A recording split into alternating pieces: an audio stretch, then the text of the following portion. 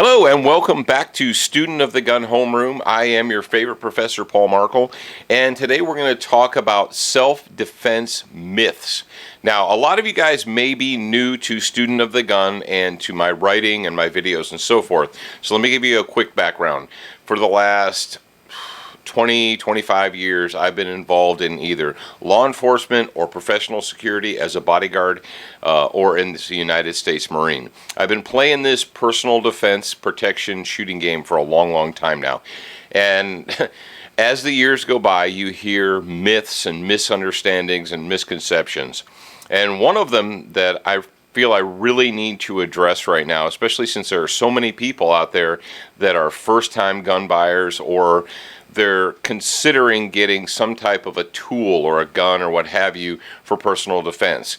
And this myth that we want to talk about is, well, I heard that there are these blank firing guns, and so what I was thinking of doing was getting just a blank gun to scare bad guys.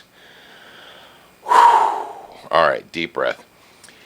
Ladies and gentlemen and children of all ages, if you need a firearm, if you legitimately need a firearm to protect yourself from a deadly threat, a blank firing gun is not going to do it.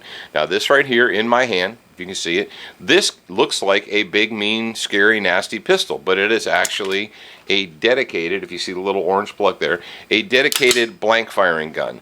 Now, why would we use blank firing guns? We use them for training, we use them for demonstration purposes. Obviously, people that make movies and TV and so forth, they use them for props. But blank firing guns, the United States military uses a lot of blanks. Some law enforcement agencies use them for training, but blank firing guns are for demonstrations and for training. They're not self-defense tools. If you think, Mr. and Mrs. America, that you can bluff your way around a dedicated bad guy, a guy who wants to make you dead, who wants to put his fist right through the front of your face, if you think that you can bluff your way through that guy, well, first of all, you're wrong. And second of all, you're betting on the fact that he's going to, A, notice that it looks like a gun, and B, be scared enough to leave you alone. Okay, that's a pretty wide bet, and I wouldn't bet my life on a maybe or he'll probably be scared. But here's one of the things that people don't think about, or an area that people don't think about when it comes to a blank firing gun. Well, the reason they buy a blank firing gun is because they don't feel that they have enough competency or confidence to actually carry a real firearm. Well, so what they will do is they will treat the blank gun, the blank firing gun, as if it is a can of mace or pepper spray or some other less than lethal, non-lethal tool. They won't treat it with the respect that a live, genuine firearm requires and needs. And because of that, they think that this is now a magic wand to scare away all boogeymen that might come their way. Well, here's the deal, Sparky. If you whip this thing out and start pointing it at people and you are not in jeopardy of deadly threat, if you're not in a deadly force situation, if a reasonable person would assume that this thing in your hand is an actual firearm and you don't have justification to use an actual firearm, you, my friend, could be charged with inducing panic, aggravated menacing, possibly aggravated assault, or any of the new fancy terrorist threat type laws that are on the books. Okay, this is not a can of pepper spray. Okay, it looks like a gun. People who buy these don't treat them like real guns. They don't keep them concealed. They don't keep them locked up. They don't keep them hidden away. They just leave them out because they think, oh, well, it's not a real gun. It's not a real gun, so it's no big deal. It is a big deal because if someone sees this in your hands, Nervous Nellie sees that and she thinks, hey, that person has a real gun.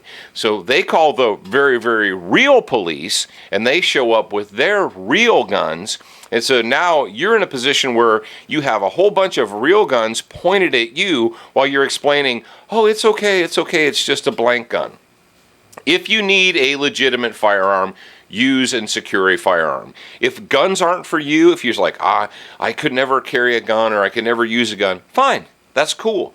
But don't think that you can get away with just having this. I actually had one woman, in addition to the blanks, say, well, I have a BB pistol that I keep in my car, and to point at people. I'm like, oh my Lord, just stop yourself. If you're worried about a firearm, if you can't handle a firearm, then get something else. Get a very high quality can of pepper spray.